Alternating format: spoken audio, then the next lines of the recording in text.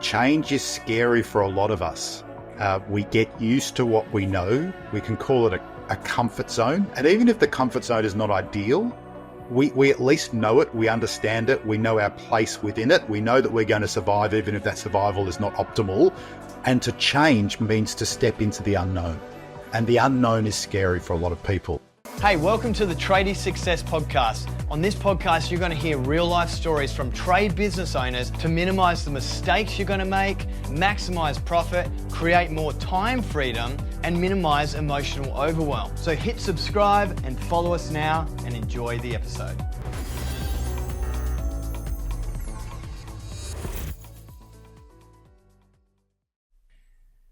Hey everyone, welcome to the Tradies Success Podcast. Here today with Jamie Mushin, who's our people management coach at the Tradies Success Academy. So stoked to have you on the show, mate. Great to be here, Greg. Really excited for this chat that we're going to have, and pumped to be here. Me too. So we spend a lot of time working with our members trying to help them understand how to better manage the people that are in their company, how to create a better culture, how to just deal with difficult conversations and things like that. And so today, what we're going to do is just spend a bit of time diving into some stories and some situations and how you might want to handle those yourself. And hopefully it's an inspiring thing for you to start thinking differently about the way you approach your people management. I know personally I used to turn away and hide a lot because I didn't like confrontation. I didn't like to be the bad guy. So it was hard for me to have those conversations around performance, around, trying to get the most out of my team. And over the years I've developed my skill set around it, but I still actually don't like it. That's why I hire people to do that for me now. But it's definitely difficult, and I can appreciate how everyone feels around it. So it's going to be a great chat. Looking forward to it. Yeah, me too. We'll come back to this, I'm sure, later on in the conversation, but that word confrontation, a really interesting word, and we'll talk about that a bit more later on. Yeah, I love it.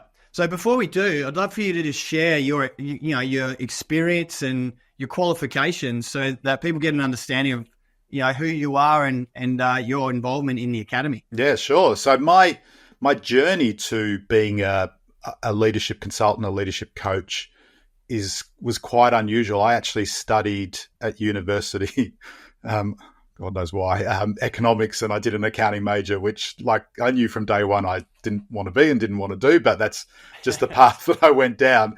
And I really didn't know what I wanted to do other than not wanting to be an accountant or working in finance. God bless the finance people. We love them. Yeah. And around about that time, actually, I found myself firstly traveling a lot to Southeast Asia, but also while I was at university, I was involved in an indoor cricket team with a bunch of mates, and I ended up being the captain, not because I was better or anything like that than anybody else, it's because nobody else wanted to do it. So I sort of put my hand up. All it did was really involve finding finding fill-ins when people were unavailable. Yeah. At that time, I read a book which was really fundamental and pivotal to my sort of interest in this space of people and performance. And it was a book by John Bertrand, who was the skipper of Australia 2 when it won the America's Cup in 1983. For those who are interested, the book's called Born to Win. It's his life story. And there's also a Netflix documentary on that regatta that I just watched recently, which is really interesting. And so by context, the America's Cup had been held by America for 132 years. Nobody had successfully challenged. It was the longest winning streak in the history of sports globally. And without going to the whole story of it, in 83, Australia won the best of 7, four races to 3. But in that book, he talks a lot about the psychology of what they needed to do mentally to be able to prepare themselves and to beat this American team that had never lost. Yeah. Including they would train with recordings of the American sailors behind them because no Australian yacht had ever been used to being in front and having the voices of the Americans behind. So there was a whole element of this psychology. And in that book, he talked also about another book called Jonathan Livingston Seagull by Richard Bach, which is this great story of when you put your mind to something, you can achieve what you want to achieve. And this really sparked off my interest in human behavior, but I still didn't know what I wanted to do. But I ended up doing some postgraduate studies in counseling for performance and motivation. So really looking at how we can get the best out of people. And then I lucked into this. They invited me back to do to teach some subjects there when I'd finished my postgrad, which I did. That was my first step into training. And then I lucked into this role, which is still the most challenging training I've ever done, which was working with long-term unemployed to try and change their belief systems and their thinking patterns and motivate them to get back into the workforce. And some of these people have been out of work for 5, 10, 15, 20 years, and a lot of them didn't want to be in my training program, but that's a whole other story. And then from there, I had somebody I knew who'd gone out on his own to set up a leadership consultancy and was looking for somebody to come and help out. And that was my step in, and that's about 18 or 20 years ago. And so over the last 18 or 20 years, left the accounting world way, way, way behind. And spent the last couple of decades working with leaders, emerging leaders, and even non-managerial people in all sorts of different businesses and organizations, with a focus on helping them be the best they can be, create really strong, high-performing teams, create great cultures where people want to come to work and feel emotionally connected, invested in the organization they work with, and for the leaders and the managers, helping them become really great leaders as well. So a focus around leadership, emotional intelligence, influencing those areas, and then the communications piece of it as well, how we can communicate together in a way where we're going to get great outcomes in those conversations, which touches a little bit on the confrontation comment that you made earlier, but we'll get to that a little bit down the track. Yeah, I think what's really interesting, and thanks for sharing, what I see a parallel to with that experience with the with the unemployed, is the resistance to want to change. Like they're in this place, they've been there for 10, 20 years, like you said. I don't want to change, and then you're able to help them, change their mindset and actually see the positives in that. And I think there's a lot of parallels to, in the trade space, a lot of people get set in their ways and they don't want to change. They might have come from another company where they just went in, they actually got away with a lot. They didn't need to be highly qualified. They didn't need to go above and beyond. They didn't need to, communicate effectively with the customer. And so there's this resistance to change. And then also there's the times where you might have someone that comes in who starts off being really malleable and adaptable to the way you do things in business. But as you grow as a business, there's required change that needs to happen organizationally that they become resistant to and don't want to change, because we never used to have to do that. Why do we have to do it now? So I'd love to kick off the conversation in that place, because I think that's if any people management problem, I see that as one of the most challenging ones for the most tradies out there. Yeah. And you talk about change, and change is scary for a lot of us. We get used to what we know. We can call it a comfort zone. We're in our comfort zone. And even if the comfort zone is not ideal, we at least know it. We understand it. We know our place within it. We know that we're going to survive, even if that survival is not optimal in terms of my level of happiness or my level of stress or my life-work balance, or the performance of my staff, or whatever we might be focusing on. And to change means to step into the unknown. And the unknown is scary for a lot of people. And so there's a book out there that the title is Feel the Fear and Do It Anyway. And there is a little bit of that's required. And I work a lot with mindfulness as a tool to help manage not just emotions in the context of our day-to-day and our interactions, because we know that we can become emotional, and we know that the people around us can become emotional, and we've got to manage that. But also, what do I do with my own fear? What do I do with that resistance to change so that it doesn't hold me back, so that I can be a tradie business owner and I can have my people? And one of the things I hear a lot from the members is, I used to be their teammate. I used to be one of the guys, and now I'm their boss, And how do I deal with that? And that requires change. And that's a different dynamic. So what am I going to do with that? How am I going to manage that process? And part of it, the initial step, well, the first step is always awareness that there's something I need to change. And then the second step is, okay, I'm feeling, if this is the case, I'm feeling some resistance here. I'm feeling some uncertainty here. I'm feeling some fear here. What am I going to do with that? And it's about finding a way to acknowledge that emotion is there, but not letting us hold us back from doing the things or making the changes we want to change. And so it might be in that case that we're talking about where, okay, I'm going to sit down. And I had this conversation maybe 3 weeks ago with one of the members whereby he said exactly that. I don't know how to go from being a mate to being a boss, particularly as I used to be one of their mates. And when am I a mate to them? When am I a buddy and a teammate? And when am I their boss? And how do I navigate that? And so we talked about the options. And often the first step in this is, okay, why don't you just sit down and have a conversation and be really open and honest and say, hey, this is what's going on here. There's been a change in our working relationship. I'm not quite sure how to manage that. I'd love to hear your ideas, but let's see if we can find a way together to get a really good understanding of the dynamic and what's going to work for both of us. And so recognizing that I might have resistance to having that conversation, acknowledging it, it's there, it's okay, it doesn't need to stop me. It can still feel a bit uncomfortable and a bit scary. I can still have the conversation. And then I sit down and have the conversation with that person, and I'm sure we'll talk about the nature of those kinds of interactions and conversations, rather than them being adversarial and going, mate, you're not good enough. Let's talk about how we can manage this dynamic in this situation.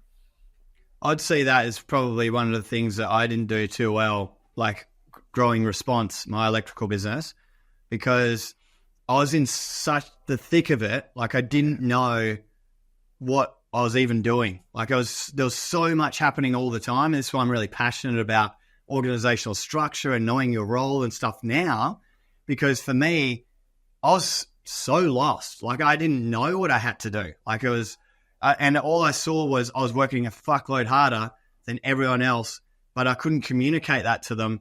And I didn't know how to, stop being one of the guys, like I wanted to still be out there on the tools. I wanted to show them how to work efficiently. I wanted to show them I was still capable, and I wasn't just trying to sit on my ass and be in the office.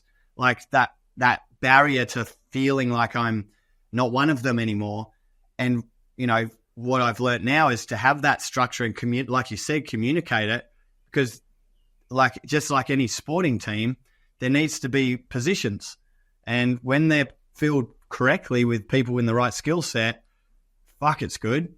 Yeah. But when you're trying to just fill in all the positions yourself and not, just trying to do it all, it's not good. Yeah. We can speak from experience. Yeah. And there are so many comments that my mind's going off in a whole lot of different directions here. And it's interesting because at the same time of you wanting to be on the tools and showing them how to do it and showing them how quickly it can be done and how well it can be done, when you're not there and you're somewhere else, and I had this conversation again with a member a couple of months ago who was saying, my guys are looking at me going, what the fuck am I doing? What am I doing every day? I'm not on the tools anymore. He's just, they're looking at me as the business owner going, I'm skiving off and being lazy. And they have no concept that actually I've got all this stuff that I need to focus on. And that's why I'm not on site with them. So there's a two-way stuff that's going on here in our minds. And the key in all of this is communication. It's sitting down and communicating and being really open in that communication. And working together rather than confrontationally or adversarially, if that's the right word. Yeah. And it all and you'll hear me talk about it today in this podcast, and the members will hear me talk about it all the time. It's almost impossible to over communicate. We want to communicate the right way and we want to communicate appropriately, but it's pretty difficult to communicate too much. Most people are guilty of not communicating enough. Yeah, I think I really struggle, if I was speaking from my personal experience, I know a lot of the members feel the same, is when you're as busy, like being pulled in every direction, you've got 1,000 things on your mind, I just can't stop and talk, like be an effective communicator. So what sort of things can we do? And I know that for me, a really powerful tool would be like mindfulness through journaling. Like that's the way that I have to be doing something rather than sitting, I'll write because I'm doing something. I can write out what I'm actually feeling, and then I know what's going on, and then I can communicate it. But a lot of the times I don't even know what I need to communicate when I'm in that, full fight or flight, just trying to keep up with the workload, place, which is pretty challenging. Yeah, and it is really challenging, as you say. And I think that there's a time management piece here that I think becomes really important. And one of the things I talk about with the members is this idea that when they're running a business, there's these different pillars that your business sits upon, right? And the first one is, well, maybe not the first, but one of them is financial. You've got to get your financials right. You've got to get your cash flow right. You need to be getting your quoting right, and you need to be able to make the money that you want to make to support your lifestyle. So, and the members get that, and they see it as really important, and they see it rightly as really urgent. And another pillar is the strategy side of things. What does my business do? Who are our customers? What do we offer? How am I going to do my scheduling and all that kind of stuff? And again, members get that, and they get that that's important, and they get that that's urgent, because it is a lot of the time. And another pillar, which is the main pillar, is the people side of things and the people management side of things. And one of the things that members, particularly those who are coming into building their business, who are at potentially growth phase or expansion phase, and so they don't have a lot of people working for them yet. It's not something that they've put a lot of thought and attention into. And it's often saying, yeah, I get that it's important, but it's not urgent. I'll push it off till next week. I'll push it off to next month. I don't have time. I've got too much on my plate to have that conversation now, right? As you say. And so by actually changing the way we think about the people side of things from being not urgent to urgent, it is always urgent. If we change that, then we will schedule time in our calendars to have the conversations we need to have the team meetings, the one-on-ones, whatever they are. And so that takes care of the bulk of the essential communication you need to have, and you're doing it regularly already, and it's scheduled into your calendar, so you're having them. And that starts to free up some of the time and makes us less busy, because when we talk about time management, it's really interesting. We have the stuff that we know is important, but it's not urgent. I'll do it next week. I'll do it the week after. I'll do it next month.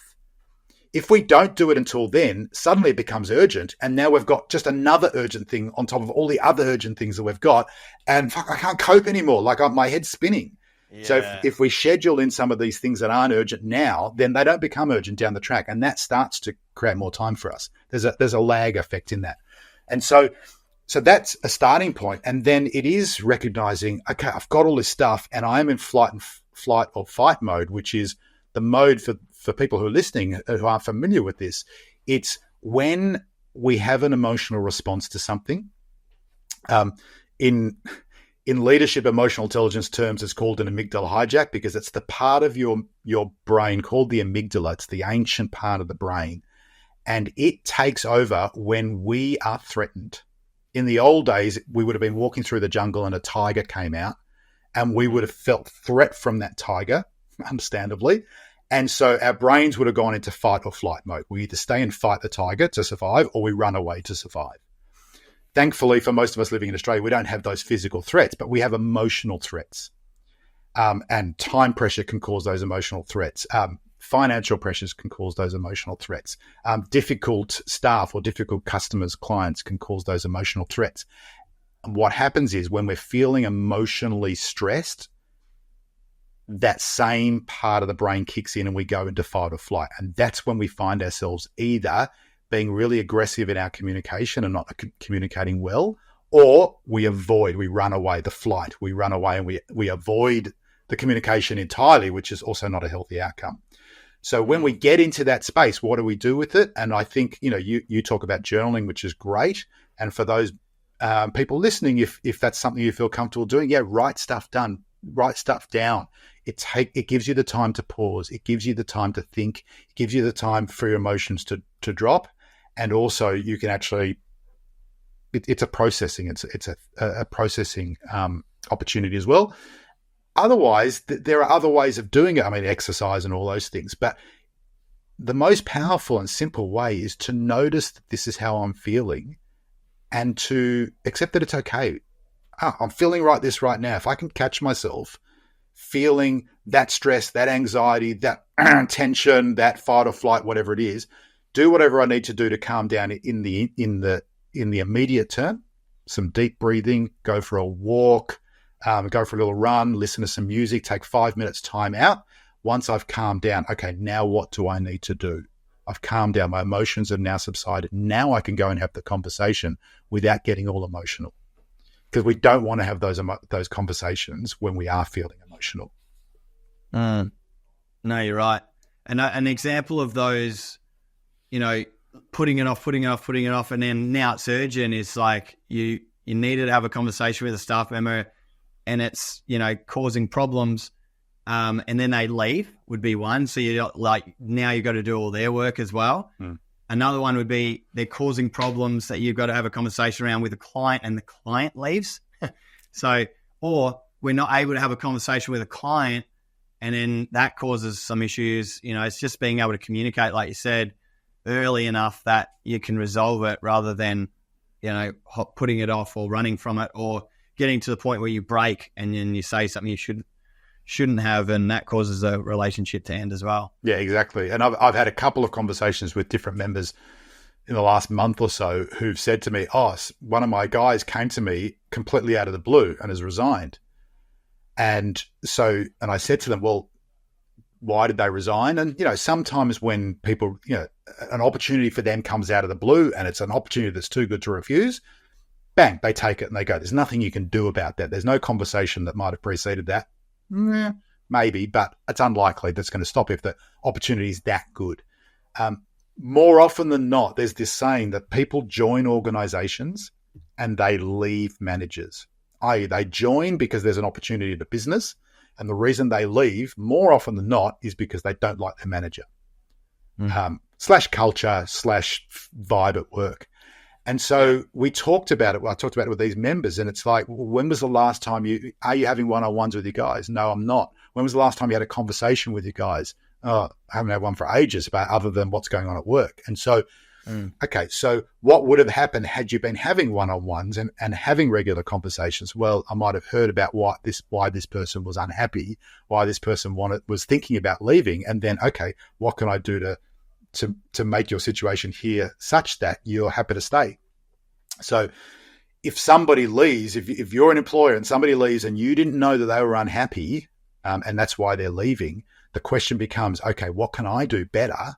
And one of those things is to have regular conversations, whether it's one-on-one monthly meetings, which I recommend to everybody, and whatever other conversations you can have, building the connection, building the trust between you and your guys so that people are open and honest. And if they're not happy, they can come to you and say, hey, Greg, mate, just want to have a chat with you because I've got something on my mind, and they feel safe and they feel that there's enough trust there to be able to have that conversation. Or in the middle of your conversation with him, let's say it's a monthly one-on-one, how are you going, mate? You're happy? Are you achieving all the things you want to achieve? Is there anything you're not achieving, or any goals that you've got that we're not hitting right now? What can I do to make your experience working with this organization the most fulfilling experience it can be? And all of that happens through a conversation. Oh, yeah. So good. I remember when I first started bringing in one-on-ones, actually, I remember the time because I was like, wow, look at the difference in this people in my company now. And I remember the first time I did it, and I must have been off of reading a book or, something got planted in my mind anyway to try this. And anyway, I brought everyone in one-on-one, and I'd sit down and I said, hey, I just want to really help you succeed. Like whatever it is you want to try and do in the future, you tell me, I want to help you work towards that. And whether it's, is it buying a house? Is it getting a new car? Is it, progressing through your career and getting, becoming a supervisor or a manager? What are those things that you want to achieve? And when they said all the things that they said, they felt inspired and everyone's performance lifted. Yeah. Just purely because I was listening to them and what they were trying to achieve. And then not only that, I could then reverse engineer, well, how can I help them, achieve what they're trying to achieve in the business at Response? And that meant, working with them and coaching them. Hey, if you want to earn that, these are the things I need you to be able to do so that, the business will benefit, so that we can actually pay you that. And that's going to help you get the house that you want, So it become like, wow, now I know what they want. I can almost coach them to be better so that they can get, their life outcomes here at Response rather than going, I'm capped at Response. I need to go somewhere else to achieve my goals. Yeah. So that was a pretty amazing thing. It is an amazing thing. You talk about, everybody's performance lifted, but I would ask you, imagine the conversations that they were having amongst themselves. Shit, Greg. Yeah, I sat down and had a conversation with Greg the other day. It's the first time I've had one in 6 months. I've been working here, and first one-on-one conversation. It was so good, and they start chatting amongst each other, and it's all positive because they're all having a positive experience. So that's building the trust, and that's building the safety of having conversations, and then that builds culture, as we know. It was interesting that, and I've had a number of conversations with members on exactly this when. And in fact, one of the members posted it on the app, their story, and it was really interesting. And I got a lot of responses on the app, and saying that, I had my first one-on-one with a guy, a couple of days ago, whenever it was, and we had talked about this in a session previously. Somebody who wasn't really pulling his weight, and they went in and had the one-on-one conversation for the first time, and they said, is there anything that we can be doing to help you? Great question. When you're a manager or a business owner, what can I be doing? Is there anything else I can do to help you succeed? And the guy said, the worker said, no, I love working here. It's great. And yet his performance hadn't really reflected that. But after the one-on-one, the member was saying this guy was motivated. He was giving feedback. His work output improved dramatically just from having the conversation. Yeah. It was just so it can be profound. These one-on-one conversations, these team meetings, and just the regular check-ins, the regular feedback. And if we talk about that people pillar, if you like, our starting point as leaders, as managers, as business owners is my job, or one of my jobs is to do everything I possibly can do to help my people be as successful as they can possibly be. That's my job. And so whether it's in training them up, whether it's in the conversations I'm having with them, whether it's in team meetings, whether it's in performance reviews, 6 monthly, 12 monthly, and even when it's in difficult conversations, I'm here to help you succeed. And so if we go into it with that headspace, and I encourage members all the time, don't just think of this. Let your people know. In your next team meeting, sit there and go, you know what? I had a conversation with a coach in the academy, or I was watching a live session. And one of the things that came up is that my role as the owner of this business is to help you guys succeed.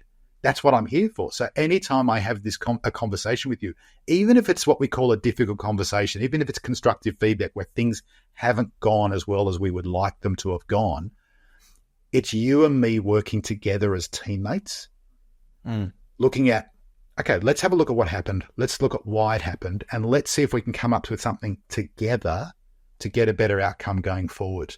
And so we go from being in this, what was the word you used earlier that it's gone out of my head?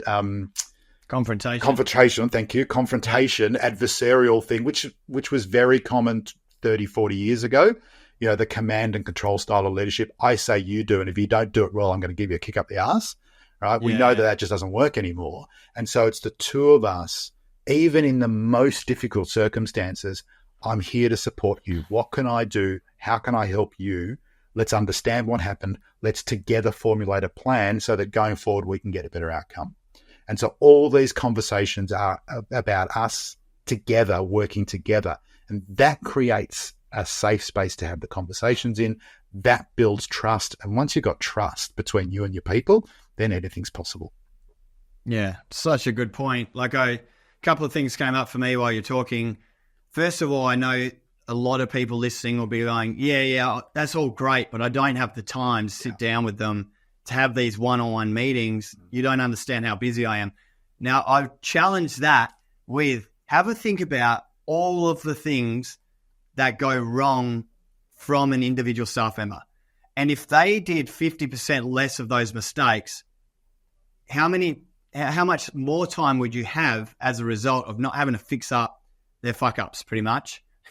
And how frustrating, and how it always happens when you're in the middle of something. So it's not only something you have to do now, but it's also distracting you from what you were doing.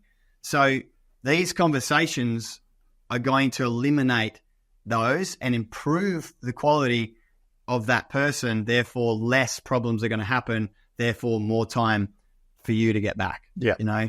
Yeah, 100%. Your 1 hour investment every month with each of your people, and keeping in mind, if you're a business owner with, let's say you've got tradies, you've got apprentices, you might even have an admin person. So if you're a business owner, you're going to have 4, 5, 6 staff maximum, maybe a few more, but it's not going to be a huge number of people that you're having to schedule one-on-ones with each month. At some point, as you grow, then you hire an ops manager, and then it's the ops manager that's having the one-on-one conversations with the tradies and the business owner, and the tradies and the apprentices. And so, bang, you free up a whole lot of your time again. So it should never be too much time. And that 1 hour investment each month with each of your people, like you say, can save you hours and hours at the most inopportune moments down the track. And so again, it's that scheduling of your time just to make sure that I'm having those conversations. And it's 100% correct. It's that, it's important, but it's not urgent. And then at some point it becomes urgent, and it becomes urgent at the wrong time. And we can, a lot of the members have young kids, and imagine, or even older kids. Imagine when we talk about this not urgent stuff. So, because it's equally applicable outside of work. So you might have a non-urgent thing like taking my kid to basketball practice or watching my kids' basketball games. Then they're important, but they're not urgent. If I don't do it this week, it's not such a huge deal. My partner will do it, and I'll do it next week. But if we keep putting it off and keep putting it off and keep putting it off, suddenly our kid doesn't like us anymore because we never come to their basketball games, their basketball practice. And now it's really urgent because I've got to mend the relationship here, and that takes time and effort. And we wouldn't want that to happen with our kids, and we equally don't want to happen with our people. It's the same story. 100%. What I love about what you're saying is it's equally also applicable to clients. So a lot of people, like when you were telling that story about the member who said, I've had my first one-on-one, and now they're, even though, they weren't performing that good, had a one-on-one, and all of a sudden they're performing really well now. I've had the exact same experience with clients where it's like, hadn't heard from them for a while. And I'm like, started to think like, oh, they're gone somewhere else. But I'll just call them and just have a chat, and I wouldn't talk about work. I'll just purely be interested in them. Yeah. And I just have a conversation. I was like, what else can we be doing for you? I'm just wondering, how's life? How's, Jimmy, what's happening over there? How's your weekend? Whatever. Super casual, super friendly, but just checking in. I didn't directly ask for work. And all of a sudden, bang, bang, bang, work order, work order, work order, work order, work order. I'm like, whoa, just a simple conversation just fires them up, puts them front of mind, and all of a sudden we get all this work. Yeah. So and those conversations help us build relationships, help us build connection, help us build trust. They demonstrate you care. And it was interesting, in a recent session that you gave on bringing in business, you were talking about going in there, and they say, well, Greg, tell us about you and your business. And you go, well, actually, I'm happy to tell you that, but I'd rather find out about your business first. And so I remember listening to I don't know if I listened to it, I might have read it in an article, but some sales guru was asked, what's the key? He said, if you could sum up the key to selling in a couple of words, what would it be? And his answer was ask questions. And that power of asking questions and allowing people to speak about the things that they want to talk about, that they feel comfortable about, it makes them feel good. We learn things about them that we wouldn't have learned otherwise. And so, there's this idea, and the members will know this, that the clients you've currently got, if where you're looking for new work, that's where you go to, because you've already got them. You don't have to go and find new clients. I mean, great if you can. But if you can get more work out of your existing clients, that's so much easier than trying to find new clients, and nurturing those relationships through those conversations and checking in with them and how you're going. And which is why big businesses have these big events where they invite all their customers along and they lavish them with, fancy things. We're not going to do that because we live in a different world in the tradie world. But conversations, absolutely, phone calls, check-in text messages, all those, just keeping in contact, keeping those lines of communication open, and just checking in with them, not with the intention of selling them something, just with the intention of, hey, how you going? I just want to check in and see how you are. It's connection, isn't it? It's just people and being genuinely interested in other people. It's, you have to most people have to actively work on that. It's so easy to think what you need from someone.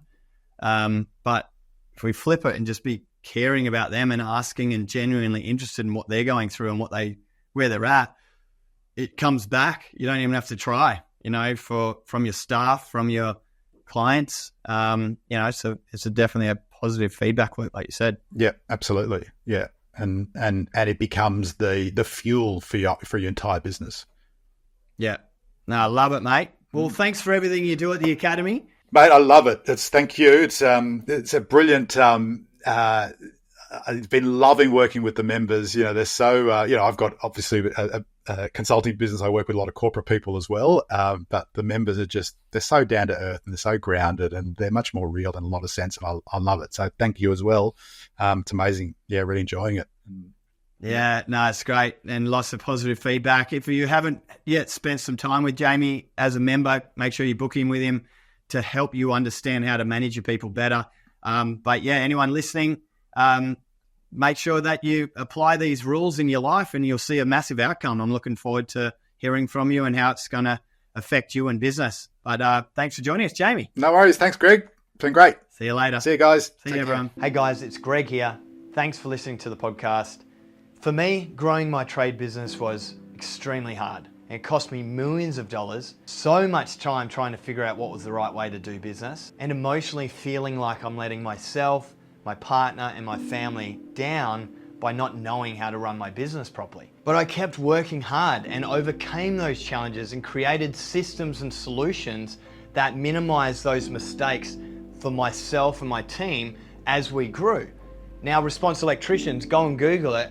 We've got over 1,700 reviews on Google. We've won awards like Electrician of the Year and Service Business of the Year, both state and nationally. I sat on the National Board of Directors for Master Electricians Australia for 2 years, created a real solid awareness of the industry and the construction industry and the challenges you face. And the business runs autonomously over in Perth while I live my life working on the Academy in Byron Bay. And I help people like you create freedom from your business as well. Now, having coached and trained thousands of trade business owners, we've developed the Freedom Fighters program. It's a guided pathway in a hybrid training and coaching system that provides you with the right information and steps to take to create freedom, not in years, but now. You can actually create more freedom from your business sooner than you think. So click the link and have a free strategy session with one of our Academy experts to fully understand how you can create more time freedom from your trade business, generating more profit, better culture, and more growth in less time.